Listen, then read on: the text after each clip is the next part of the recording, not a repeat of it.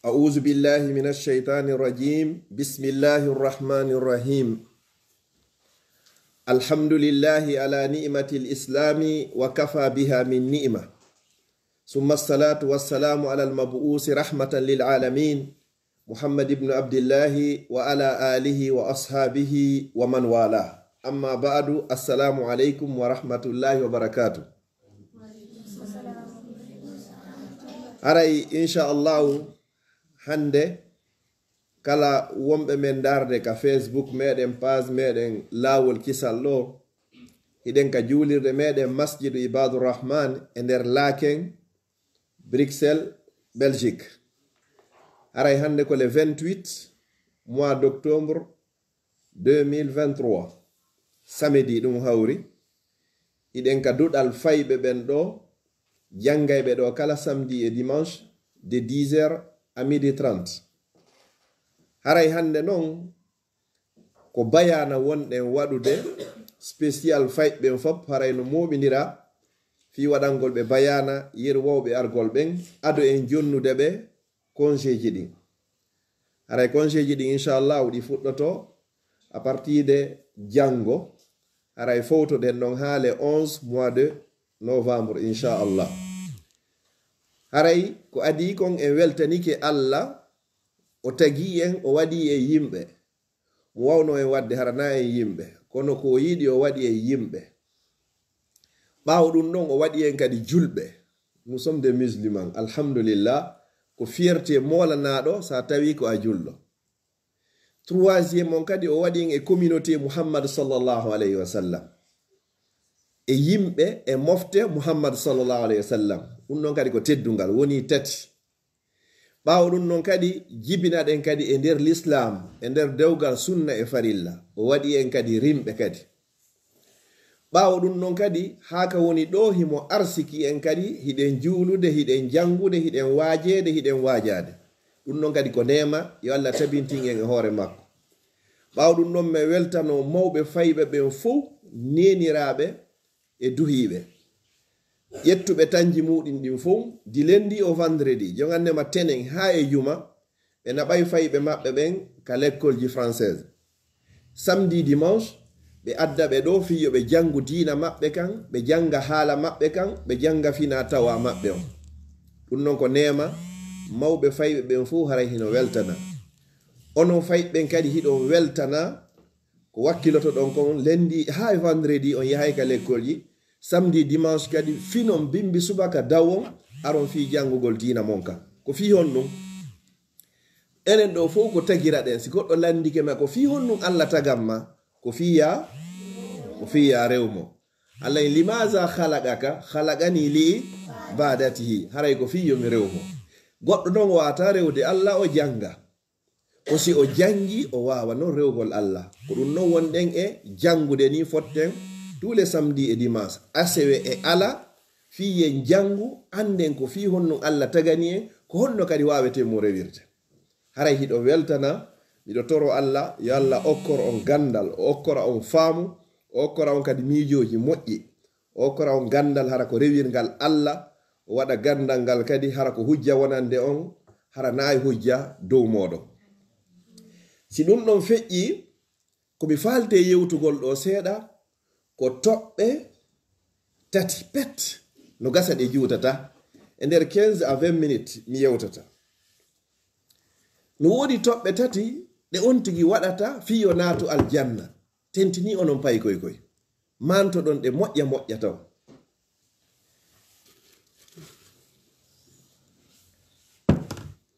toɓɓe tati ɗe on tigi waɗata fiyo naatu honto ka aljanna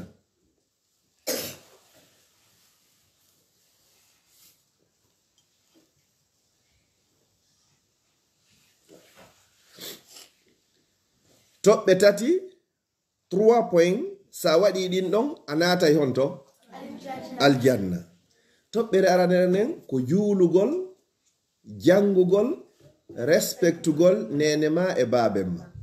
ko ɗum woni teddingol ɓe ka be noon en yewta e seeɗa développé sujet o ngokkunni fuɗɗoren jangugol ngol juulugol ngol are non ka respectugol teddina nene ma e baben ma. E nder ɗeɗo tati numéro 1 ko jangugol ngol. Ko si a jangi wawa andude ko honno juulirta. Ko si a jangi wawa andude ko honno respectirta teddinirta nene ma e baben ma. Si tawi a jangari a wawata andude. Jonno goɗɗo ko honno o duwa hanade adade jangugol ko deftere Allah nen ko Al-Qur'anul Karim le Saint Coran no wiroton no. Ko ɗum non on tigi hani adade jangugol. Si a jangi Qur'an on, a faami Qur'an on, a gollitiri Qur'an on, kala ko lutti e science ji ɗin fof kala ko jettoyɗa a taway no newanima no woni facile. Qur'an on. Janga tawhid ko honno wotinɗinirta Allah. Anda ko hombo woni Allah. Ko honbo taguma. Ko hombo tagi nene ma. Ko hombo tagi baben ma. Ko fi honnun o tagamma. Anda Allah himo mari ko wiyete ko yiite. Allah himo mari ko wiyete kon aljanna. Allah ko kanko tagi en o wurni en. Allah ko kanko kadi warata en. Allah ko kanko kadi immintinoyta en. Allah ko kanko kadi okkoyta en aljanna. Wonande kala ɗoftiɗo mo o naado ya yiite kala on yedduɗo mo sabu yurmende makko natirte en aljanna e sabu nunɗal makko kala natoyɗo yiite natoyta yiite yo Allah dandu en. Jon non ko si a jangi premier verset mo Allah tippini on aya adiɗo tippade on e nelaɗo sallallahu alayhi wa sallam ko Allah inni nelaɗo ko iqra jangu. Honɗum jangata bismi rabbika inde jomima. Allazi on khalaqa taguɗo. Khalaqal insana o tagi neɗɗanke on min alaq e heɗɗere. Ko ɗum ɗo neɗɗo on taga. Jonno koye ɗum ɗo o taguma ko fiwata mawnintino. Ko fiwata townito. Ko fiya tippito. Ko fiya wonu neɗɗo yankiniɗo. Ko fiya wonu neɗɗo rewowo Allah. Hara hiɗa yiɗi Allah. Hiɗa yiɗi ko Allah addi kon. Hiɗa yiɗi nelaɗo sallallahu alayhi wa sallam. Hiɗa yiɗi kay ko nelaɗo sallallahu alayhi wa sallam addi kon. Ɗum andi annabaɓe buyi hino woodi. Sa moɓidiri le message et prophète annabaɓe e nulaɓe fou hiɓe yehi ha telen 124 000 message et prophète. E nder on 124 000 ɗon ko 313 woni nelaɓe ɓen. E nder 313 ko 25 ɓe nogay e jowo Allah wowli fi maɓɓe sita dalle Saint Coran ka nder Al-Qur'ana. E nder ɓen 25 ɗon kadi no wotton wiyeteɓe ulul azmi jomiraɓe pellital ɓurɓe ɓen moƴƴude ɓe fap maɓɓe kadi ɗum ko hombo ko annabi Nuhu, annabi Ibrahim, annabi Musa, annabi Isa e Muhammad sallallahu alayhi wa sallam ko ɓeɗo. Jon non ka nder Al-Qur'an suratuji 114 114 sura hino ka nder Al-Qur'an. E nder on 114 sura wonɗi ka nder Al-Qur'an suratul adingol tippadengol ko suratul alaq. Aya on o wi iqra jangu bismi rabbika inde jomima. Ko be janga anda ko hombo woni Allah. Allah ko honto woni. Allah himoka kammu. Allah o maraka o fuɗɗi. O maraka o haadi. Allah o mara nene. O mara baba. Allah o mara jaja. O mara koto. Allah o mara ɓeygu. O mara ɓiɗɗo. Allah o mara bappa. O mara kawu. Allah o mara yaye. O mara nene mawɗo. O mara nene tosok. Allah o mara enɗan. Allah o mara musidal. Allah o mara bolonda. Allah o haton jina hay e goto. Allah ala hay e hunde sina foppo hino haton jine e Allah. So resumi ɗum ɗo foppo innen aya goto laysa ka mislihi shay sifa Allah ala. Sa mijorno mijorɗa fi Allah wo haray ko contraire man e ko mijiɗa kon haray himo lundi e konko ari ka hakkille ma. Ko ɗo wiyete Allah. Ko ɗo tagi kammu ngun. O tagi leydi ndin. O tagi jemma on. O tagi ñalorma on. O tagi yimɓe ɓen. O tagi jinnaji ɗin. O tagi kulle ɗen. O tagi leɗɗe ɗen. O tagi kala ko taga. Wa khalaqa kulla shay. Kala hunde ko Allah tagi. kala ko yiɗa no existe hoore aduna on ko Allah haray woni ko tagi no gasa goɗɗo ina noon na Allah tagi avion je ɗen kono ko Allah tagi moƴƴimɓe avion je ɗen no gasa goɗɗo ina wona Allah tagi otoje ɗen kono ko Allah tagi moƴƴimɓe otoje ɗen enen ni hiɗen fofude seede Allah ko o puissant nane ni miɗo wowlude kono ala yide voix mais hiɗon nande miɗo wowlude hiɗon nanude kono ala yide voix Allah kadi ni miɗo fofude miɗo santude miɗo fofude onon kay ɗon andi pellete miɗo fofude kono ala yiwde fofango ngo ko ɗo wiyete Allah no mijorɗa fi Allah wo haray wonano sheytane noon o aray ka hakkille ma o inna ene man khalaqa kaza ko hombo tagi ɗum ɗo inna ko Allah o inna kadi man khalaqa kaza ko hombo tagi ɗum ɗo kadi inna ko Allah o posanama question ji ha si tawi ɗi ɗuuɗi dernière question on ko posanoyema o inna man khalaqa rabbuk ene ko hombo tagi non Allah ko question mo posatake no sa naari fi ko Allah tagi kon a mijota ko fi Allah hande kadi ko a naaru ko o tagi kon mijoɗa fi ko o tagi kon hara wonaya mijo fi kanko taguɗo on fi honɗum hakkille ma wawata huɓitude andugol ko honno Allah woniri Allah ko hulɓiniɗo ko ɗum chaque fois en prononce inen Allahu akbar Allah ko mawɗo Dieu est grand Allahu akbar imagine joni darega juulirde ɗo ya combien de plié ko supporte juulirde nen kon beaucoup no ɗuuɗi par ce que si ɗiɗo si gotal iwi ɗo tun sunnundu yanayi joni noon ɗo ko woni o bâtiment ka wonɗen ɗo ka juuli ɗo ko 3 étages woni ɗo kono ya beaucoup de plié mir no woodi hara no waɗa kadi béton armé kadi fiyo tambo fi wata yano ɗum ɗo ko enen moƴƴini ɗum ɗo ko Allah noon kadi moƴƴini en joni noon Allah kanko mo waɗi kammuli jeɗɗi 7 ciel ɗi foppu noon hakkunde goto kammu ha e kammu ko 1500 ans duuɓi wulure temeɗɗe joyi yarete hakkunde majji kono ɗiɗo goto e men renta pliéwal ngal o waɗi ngal fii ko tamboɗi ni kadi fewndo ɗo ka wonɗen ɗo ko ñalorma ni ka weeti kommoye meɗen andi ko honto jemma on woni hay goto anda si wonoyi ɗo joni ha e 18h 19h haray niɓɓiti kadi haray ñalorma on kadi o yehi jemma on kadi ari haray ko hombo e meɗen andi ko honto ñalorma o yehi hay goto anda ko hombo andi Allah kanko pette andi enen ɗo fop arno quelque temps tawi hay goto men exista e hoore aduna o hari en exista joni noon fewnɗo en fop hiɗen woodani goto anda ko honto wonnoɗen hari wondino ka keeki nene muɗum e baba muɗum joni noon en woni e aduna si wonoyiɗo dans quelques années no gasa 2 ans 3 ans 4 ans 5 ans hara ɓeɗo ɓe jombi ɓeɗo ɓe jombama woni aɗon quelque temps hara ɓeɗo kadi heeɓi ɓiɓɓe kadi konto ɓen ɓiɓɓe wonno ko Allah pette andi ko honno ɓe wonno ko ɗo wiyete Allah ko ɗum mo landike ma inni ayna Allah konto Allah woni Allahu fi samai Allah kaka kammu woni himo dow ton himo renti en fop meɗen mo be ko woni e wadde kon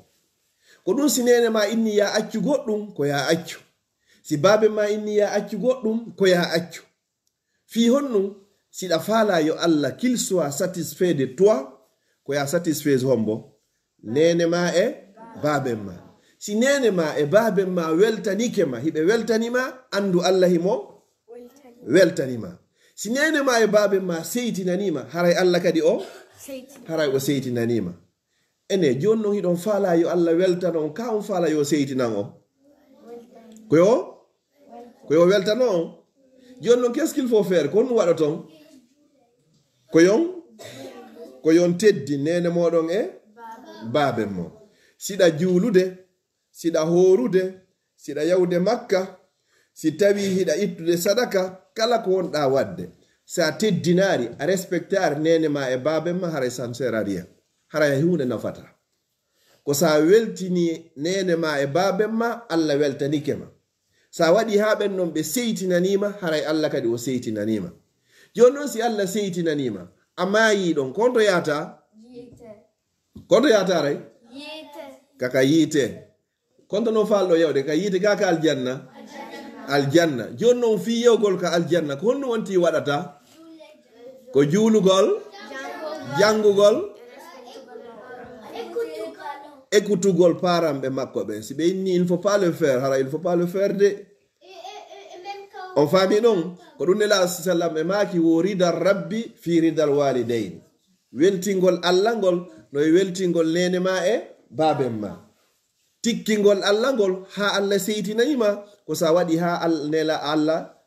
allah seytinanima on faami ɗon ko ɗo woni point momi falte yon faamu moƴƴa ça c'est un respectugol nene ma e baben ma kala ko nene ma e baben ma inni ya waɗu haray ko ɗum ɗo woni bon ko ɗum ɗo woni ko moƴƴamma kala ko nene ma e baben ma inni ya accu haray ɗum ɗon kadi moƴƴa few sa waɗi ɗum ɗon ayiyo e inconvénient mum on to uta ko neɓa ma yawa ayiyo e yeeso bone muɗum nene ma e baben ma ɓeynata ya waɗu goɗɗum hara moƴƴanama ɓeynata ya accu goɗɗum hara hino moƴƴamma ko ɓe inni ya waɗu o haray kamɓe hiɓe andi no gasa noon inna an joni hiɗa ɓuri ɓe famugol ko ɗuma informatique ko woni ka téléphone ka ɗum ɗo e ɗum ɗo kono haray hiɓe ɓurma famude expérience de vie o kamɓe ɓe wuuri ɓe yi piiji buy ɓe yi bimbiji buy si ɓe ni tun accu hay sa landaki ko fi honno haray ko ya accu hiɓe andi haray moƴƴa goɗɗo ko yiɗata yo ɓurumo ko yimɓe ɗiɗo pet hara jalousie ala e ma hara hiɗa welti ko ɓen non ɓurma kon 2 personnes ɓiɗɗo ma si ɓiɗɗo ma ɓurima ɓe inni oɗo jangi ha ɓuri babe makko ɗum ko fierté o jangi ha ɓuri nene makko ɗum ko fierté ɗum hino wela nene e baba deuxiéme jon ko hommo falteɗa kadi yo ɓure ko jangana kumo joma élève joma o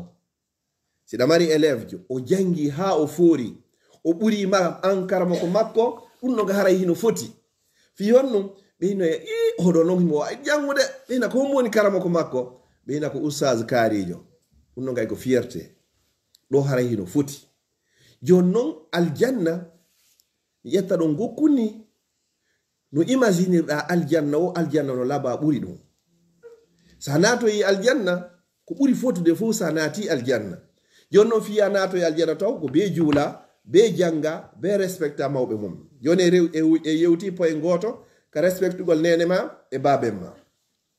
deuxiéme point on e wooli fi jangugol ngol ko honno wonti hani adade jangugol ko deftere allah nden janga tawhidi janga sunna nelaɗon sallllahu alayhi wa sallam aren ɗon ka juulugol ngol farillaji ko allah farli e ɓen kon fou kala ko allah inni en waɗu kon allah jonnu jibril ari jonni nelaɗo sallllahu alayhi wa sallam sur la terre ka hoore leydi ɗo si wona honɗum julde nden na jibril addinde jonni nelaɗo sallllahu alayhi wa sallam na jibril ari inni nelaɗo sallllahu alayhi wa sallam wondema allah inni ya juulu an e communauté ma o non allah immi jibril o inni yahu makka jibril yahi makka o inni yahu ƴetta muhammad sallllahu alayhi wa sallam e hoore ngu puccu wiyetengu ɗo burak manta ɗo moƴƴa puccu ngun ko burak ngu wiyete jibril ari tawi nelaɗo sallllahu alayhi wa sallam makka kamɓe ɗiɗo ɓe ƴawi ka hoore puccu wiyete ngun burak ɓe wi ɗon ɓe ari jérusalem ɗo palestine allah moɓidiri ɗon tous les 124 000 messagers et prophètes o moɓidiri ɓe ka mosquée jérusalem ɗon nelaɗo sallah alih sallam julni ɓe ɗon de raka darɗe ɗiɗi ko ɗum si nelaɗo inna ko khatamu nabiyina wa imamul mursalin ko kanko woni le dernier des prophètes ko kanko kadi woni almami annabaɓen ɓe fop o julni ɓe ɗon jogandema adam ha hewti annabi isa alayhi salam ɓe fop allah immintini ɓe o moɓidiri ɓe ka nder juulirde ɗon nelaɗo julni ɓe ɗon simplement nderaka ɓay noon o gayniɓe julnugol ɗon annabajo ɓe hande kadi andi kamɓe ɓe mayino annabaɓen ɓe fop ɓe mayino si wona goto hombo isa kañum o ma yarta oɗo o tippoyto ka fendi monde en yewti e ɗum noon fi bayana prochain inchallah o tippoyto ka fendi monde fi wargol wiyeteɗo masihi dajjal ɗum woni mission makko so waroyi noon on ɗon kanko kan noon o maaya après noon si fendi monde o waɗa joni noon nelaɗo sallallahu alayhi wa sallam ɓay ɓe ari ka juulirde ɗon sa juuli ɗon waɓutu gooto c'est à dire darde wotere no fota wa 500 raka ɗe juuluɗa hara ka meɗen ga hara na makka na madina jérusalem ka yetton no piirede ɗon fewn ɗo yo allah fooli julɓe ɓe jon non nelaɗo julniɓe ɗon le 124 000 ɓe fuu ɓe moɓaniron ɓe jooni ɓayno o gayniɓe jullude annabaɓe mo be maɓɓe hooti hannde kadi yehi ka kammu ka wonno toon nelaɗo sallallahu alayhi wa sallam noon e jibril ɓe waɗi ɗon départ on kadi départ on ɓe ƴeyi ka kammu nane noon min ni noon hakkunde kammu wooti e kammu ko 1500 ans duuɓi wulure e 100 yarete jon noon ƴetta 1500 ans fois 7 par ce que ko kammuli jeɗɗi woodi ɓe yaadi haa ɓe hewtoyi ka 7e ciel dow ɓay noon ɓe hewti ɗon on sa jibril ini bon min ko haa ɗo mi wawata arde mi wawata dépassude ɗo hannde kadi c'est dit pouvoir an on ko ɗo o haaɗi allah no inni ka qur'an wa in minna illa lahu maqamum ma'lum menen malaika ɓe mo ɓe no mari haa ka pouvoir makko on haaɗata haa ka o wawata yahude o wawata dépassude ɗon on say noon nelaɗo sallallahu alayhi wa sallam yowawi go ɓe inni ko kamɓe malaikaji wiyeteɗo rafraf ɓe inni ko gokko ɓe inni ko nelaɗo tun sallallahu alayhi wa sallam ɓe yehi noon ɓe yehi haka wiyeteɗon honno allah ɓe yehi ha ɓe hewti fa kana qaba qawsayni aw adna ɓe yehi ha ɓe attodiri e makko nelaɗo yiwno allah ma ɓe yiyano allah ɗon harayno yeddodira woɓɓe no inni nelaɗo yiwno allah woɓɓe no inni nelaɗo yiyano allah woɓɓe no inni ko lumiére pette wonno ko yiwno na ɗum no woni sujet men o ɓay on hewti ɗon hande kadi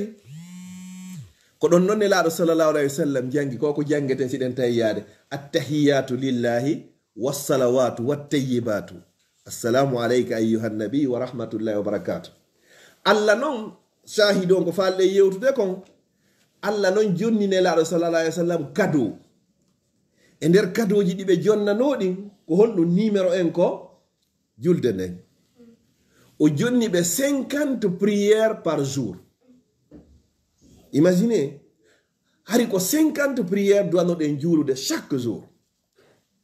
nelaɗo sallallahu alayhi wa sallam jaɓi 50 on ɓe welti wanda joni siɗa julde joni fana o liye julugol fana goto ko fana e jel julta 10 ka alansara jelu 10 futuro jelu geeƴe jelu subaka jelu woni jelu 50 on say noon ɓe tippi nelaɗo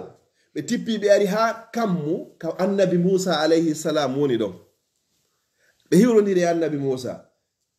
on say annabi Musa ini ko honɗum allah jonnoyma comme cadeau neldari ko honɗum o fandoyma o inni o fandike la waktuji 50 min e communauté yango yimɓe amen ko min juulata par jour annabi Musa ini oh ça c'est trop no ɗuuɗi ɓe wawata tenoygol par ce que annabi Musa kanko waɗi expérience on ga ko kanko ada nele ala sallam nelede himo andi qu'est-ce qui s'est passé hakkude makko yimɓe makko ɓen o wonduno yimɓe makko ɓen plus de 120 ans o inni ils vont pas tenir ɓe tewroyta ɗum fof no ɗuuɗi joni noon ko honɗum wat nelaɗo inni joni noon ko honɗum mi watta annabi Musa inni koye a yilto inna allah torike mo yo ɗoytane nelaɗo inni awa koko oɗo kadi aduɓi feƴƴude ɗon ko ɗum ɗo mawɗo ma on sa inniɗa faala wadde ɗum ɗo ɓe inni hewata waɗu par ce que kamɓe hiɓe andi nelaɗo sallallahu alayhi wa sallam no moƴƴi ɓuri annabi Musa kono ɓay annabi Musa ada nelede nelaɗo annabi Musa conseilli nelaɗo in he yimɓe ma ɓen townoyta min ko toon mi ewri kono ɓe townoyta yilto inna yo allah ɗoyti nelaɗo diskitari nelaɗo yiltiti hon to ka allah ɓe ar ɓe inni allah hara joni mi faala yon ɗoyta nan seeɗa allah inni gasi mi jaɓi mi ɗoyti jelu 5 kono 5 wiyete fulal jowi mi ɗoyti jowi lutti jelu 45 kono 45 wiyete pulal capannayyi e joyi merci joni ko wonno 50 lutti 45 capanɗe joyi lutti capannayyi e joyi nelaɗo yiltiti kadi ɓe tippi kadi ɓe ari ha ɓe tawi annabi Musa kadi annabi Musa inni allah ko jelo ɗoytoyi onni o ɗoyti 5 lutti 45 annabi Musa hoho hay ɗum ɗon ɓe townoyta c'est trop yilto kadi nelaɗo waɗi demi tour kadi ɓey ɓe tawoy allah kadi inni allah haray mi ari kadi de mi faala yon ɗoytu seeɗa kadi ne 45 on haray ɓe waji kela wondema no ɗuuɗi allah inni ella la ya pas de probléme mi ɗoytande kadi allah ɗoyti kadi jelu jowi lutti jelu lutti 50 nelaɗo tippi kadi ha ari tawi annabi Musa inni ko jelu allah ɗoytanoyma kadi on no ɗoyti joyi lutti 50 annabi Musa inni hay on 50 ɗon ɓe tenoyta few yilto kadi annabi on nelaɗo yilti kadi sallallahu alayhi wa sallam ɓe yilti kadi ɓe ari ɓe tawoy Allah kadi ɓe inni Allah joni ko capannayi lutti kono mi faala yen ɗuytu kadi ɓe ɗuyti kadi 5 lutti jelu 35 kono 35 wiyete pulal capantati e 5 ɓe ari kadi ha ɓe tawi annabi Moussa ɓe inni annabi Moussa ini ko jelo ɗuytoyi o inni o ɗuyti kadi 5 lutti capantati e 5 annabi Moussa ini no ɗuuɗi toujours c'est trop yilto kadi o yilti kadi o tawoy Allah kadi Allah ɗuyti jelu kadi 5 lutti jelu capantati ka resmugol yewtende rek o waɗi demi tour o waɗi yaha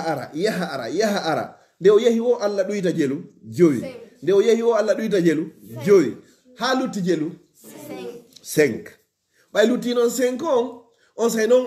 nelaɗo sala ari ka annabi Moussa o inni o ɗuyti jelu o inni o ɗuyti fab joni ko 5 lutti annabi Moussa inni on 5 kadi no ɗuuɗi on say nelaɗo sala maki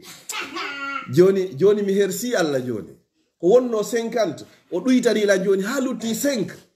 joni vraiment ɗo on mi ronki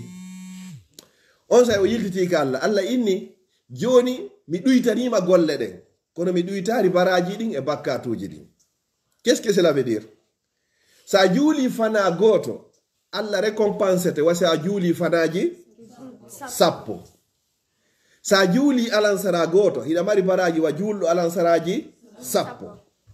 Sa juuli futuro goto amari baraji wa julɗo futuroji sappo. Allah ɗuyti golle ɗen kono ɗuytari baraji ɗin. Si tawi ɗon a ronki juulugol kadi fana goto amari bakkatu sappo kadi wamo juulari waktuji kadi sappo.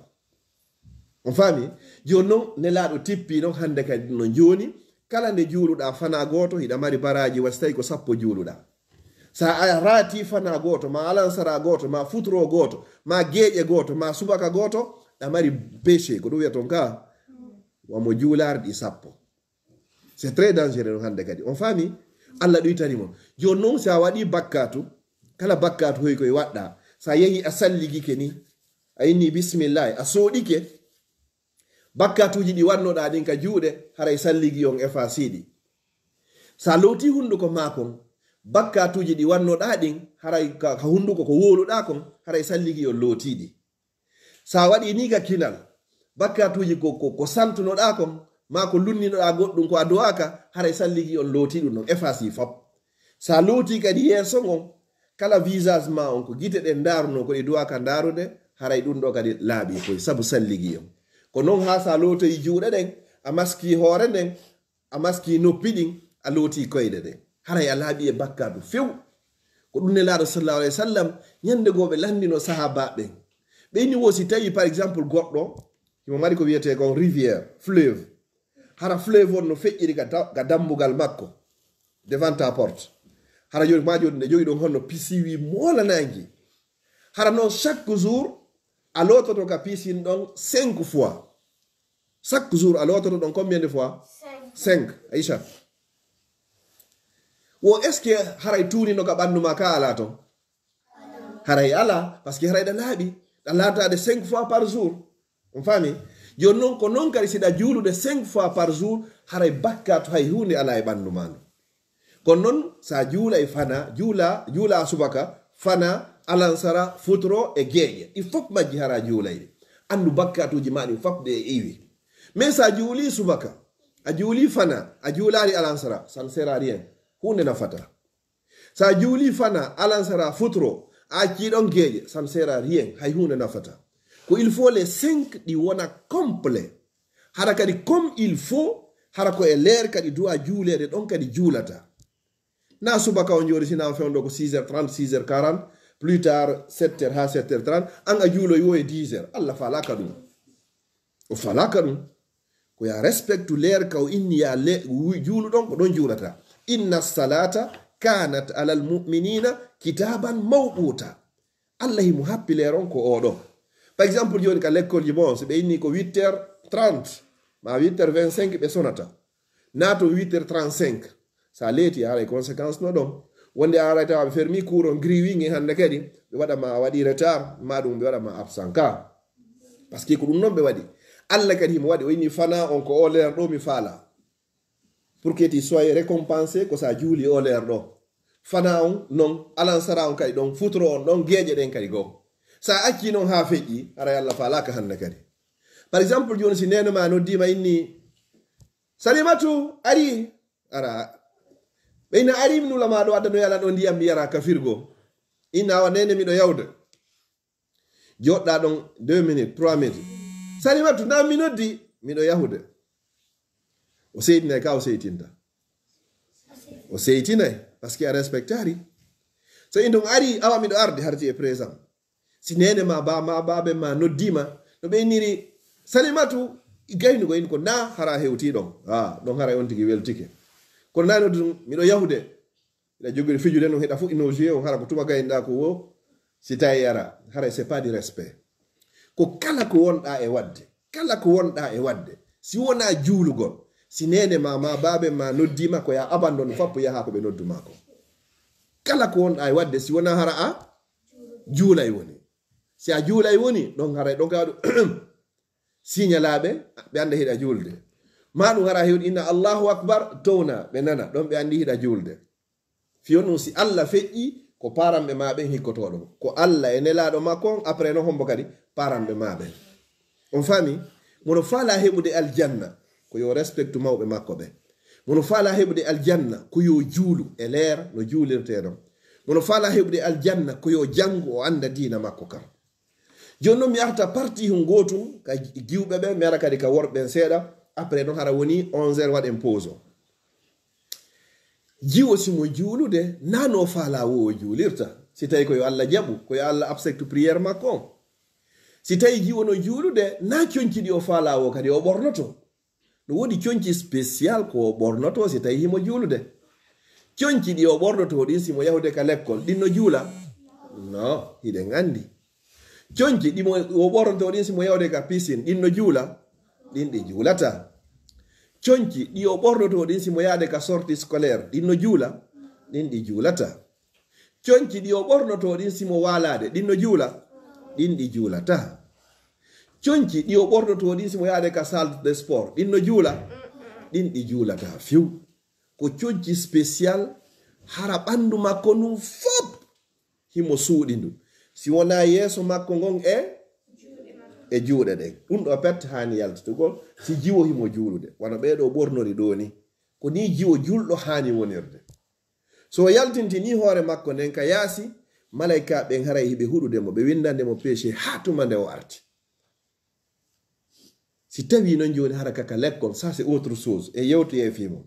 mais si mo yaltude ka yaasi mo duwa tiggade suuɗa hoore makko nden fof hara gorko janano yiyata hoore makko nden ka yaasi si tawi ɗo ko o julɗo jiwo kadi simo yaltude simo juulude hay teppe makko ɗe mo duwaɗe suuɓude o watto doloke ha o yaha ha ka ley si tawi joloke on juuta ha hewto e ley o watto honno soset fi o suuɗu koyɗe makko ɗen ko ɗon noon si Allah jaɓa ko juuli ko mais so darike juulugol ɗum ɗo hino yaltiti ɗum ɗo no yaltiti Allah daratamo few gorko kadi so tawi himo juulude na yo ɓorno doloku raɓɓi ɗukun hara so turike ni tum ɓawo makko ngo yaltitay vous m'excusez le terme maɗum boɓoy koye yaltita ɗum no haray labaka on fami no wotton sukaɓeɓen hara ɓe ɓorni doloku raɓɓi ɗuku mamantoon kun no raɓɓiɗi joni noon no turorɗa ni tun fiiɗa juulugol ngol ɓawo ngo nga fo yaltitay haray julde ma nden nde boni haray Allah falaka ɗum noon le minimum ko ɓuri e fanɗude jongande maka wuddu haka koppi ɗum ɗo ko obligatoire wonande gorko joni noon enen fewno ɗo coñci no woodi na yayno joni ɓaymi suuɗi joni ka wuddu haka koppi sa sufi no coñci ma ɓurɗi labeyde ɗin basenji fotuɗi ɗin kaftaneji ɗin ko wonde tuma ɓornotoɗa ɗin ɗon ko seɗa darade yeeso Allah imagine joni mi landon ɗo joni ñande fermoto l'école on hara neñande ɓe jonta taw diplôme ji mon ɗin hara o gayni ɗuma honno primaire ma o gayni secondaire ma o gayni université nde ɗo yaha ɗon ko honno ɓornoto hara no laba kanu kaani no laba mo be ɓornoto hara no foti par ce que hiɗa yahude imagine si goɗɗo e mum heɓi joni rendez-vous hara ɗamar rendez-vous an e bourgmestre ma hara e jogui rendez-vous an e premier ministre o ma aɗa jogui rendez-vous an e roi on dañande ko no ɓornorto alpha dañande daynayi baba miɗo faala taw complet veste haɓɓa cravate ha moƴƴa taw ka ɓornoɗa ha moƴƴa taw si to ko training hara ko nay ko jidinta ɓurɗa hawi a nek parce que hiɗa yaade yiidoygol avec une grande personnalité ka a falaka yewgol ka roi on hara ɓornaki ko laba a falaka yaade ka roi on ganda ka premier ministre on hara ɓornaki ko laba a falaka yewde ka ambassade fi ƴettoygol visa hara haɓɓaki ha moƴƴa sa fokkiriɗo joni voyage gol ɗo joni ka aéroport ɗo mo yiɗa ono haɓɓi cravate ha moƴƴi taw joni noon ɗum ɗo rencontre ma o rendez-vous ma o c'est avec un être humain bani adama neɗɗo si tawi no rendez-vous ma on ko an e Allah hara ko Allah wonɗa yaade daro yeeso mum ɗa duwa moƴƴintinade ka duwa ka ɗa duwa Allah ko kanko tagi kammu ngun fof tagi leyɗe ɗen fof tagi yimɓe ɓen fof tagi jinnaji ɗin fof tagi kala ko existe joni noon ti a un rendez-vous avec lui rendez-vous ma on an e Allah fof ko pendant la prière une fois inni Allahu akbar andi haray kon boni yeeso ma kombo Allah haray si Allah qui est arrêté devant toi haray mo dardema haray il est fier de toi mo weltanima oyna o daari o mon serviteur o acciti golleji makko ɗin fop hari himo ɗani o abandoni ko ɗani kon hari mo ñamude o abandoni ɗum hari mo wadde ɗum ɗo fof o abandoni o ari fi rewgolla min Allah pour m'adorer Allah hara no weltanima himo mantudema himo komantudema hara himo weltorma kadi joni noon si tawi hiɗa ɓorni ɗo ndolo kum toso kum kum labaka ma kanu kum ma n'importe si tawi ko debbo hara coñciɗi o defirta ɗin ka kisin ko ɗin o ɓorni ma ɗum siko gorko coñciɗi o walorta ɗin pisaman koye makko koye hara koyo dari ɗum no foti yeeso Allah ɗum labaka yeeso Allah ko foti hara ko a gorko ɗa waɗi basel labaɗo maɗa waɗi kaftane labaɗo ɓurni ha moƴƴi dari yeeso Allah hara ko a calme tranquille hiɗa deƴƴini kadi ɗon Allah weltantoma o weltantoma hara himo commantudema o affecte kadi o jaɓa ko wonɗa julde kon kadi ko ni goɗɗo hani darorade coñci ma ɓurɗi jogade valeur ɗin ɗi anduɗa ɗin ɗi ɓurɗa yidde ɗin ko kantes duwataɗi ɓornade ko so tawiɗa darade yeeso Allah ko ɗum si Allah yini ka Qur'an ya bani adam kono yo ɓiɓɓe adam huzu zinatakum ƴette coñci mon ɗin cuɗari mon ɗin inda kulli masjidin saga kala nde juuloton kala nde juulota koya paro ha moƴƴa ɗon andi fiyon mum go'o ko yeeso Allah wonɗa e darade deuxième on a juulanayi mo woni troisième on kadi prière ma on si Allah acceptanima prière ma on hara a heeɓi honno aljanna direct quatrième de chose on hiɗa wawi nadde ka nder prière ɗon harɗa julde ko foti Allah o ƴettitama ka nder julde ma ɗon c'est dit o wara ma ɗon hara ɗuma ma on lannino gurna maɗa lannino Allah wara ma ka nder julde ɗon hara ko direct konto yata ka aljanna jonno sa ƴetti training hoy ma ƴetti ɗon honno pisaman hoy ma ƴetti coñci defirɗi ma ƴetti coñci walorɗi ma ƴetti coñci ma sport har ko ɗin ɓorniɗa dariɗa yeeso Allah haray ɗum no foti ɗum fota si goɗɗo no juulude yo ndaaru coñci ɗin hara hiɗi laaɓi si goɗɗo no juulude o ndaara coñci ɗin hara hiɗi timmi si goɗɗo no juulude nde o darike kadi na yo dare waɗugol mouvement onon payi koye na dargo harɗa juulde ni sohla ɓeɗa waɗira ɗo ni ɗa darda de gauche à droite Allah falaka no ka fuɗɗa darde gauche à droite ho ambani o Allah abandonima kisan o tertoma si Allah noon potti tike ko hombo ɓaɗoto ɗon ko cheytan noon ɓaɗo hande kadi noon o bonnanama julde ma nde fuɗɗoɗa noon calculde je li la fatiha ou pas mi jangi fatiha ka mi jangare a fuɗɗiga trompade ko 2 raka mi heeɓi ka ko 3 raka a fuɗɗiga trompade lanni fiyon ɗum Allah abandonima ko an hombo luttude ko cheytane joni haray ko résumé yewtere nden waɗen pause on artoyen kadi goɗɗo somo faala aljanna ko yo juulu o janga o respecta mawɓe makko ɓen deuxiéme des choses on Allah ko tagani en ko fiyo en rewmo ko hombo kadi woni ko tagi en ko wiyeteɗon Allah ko honto Allah woni Allah himo ka kammo wassalamu aleykum wa rahmatullahi wa barakatuh en joni kadi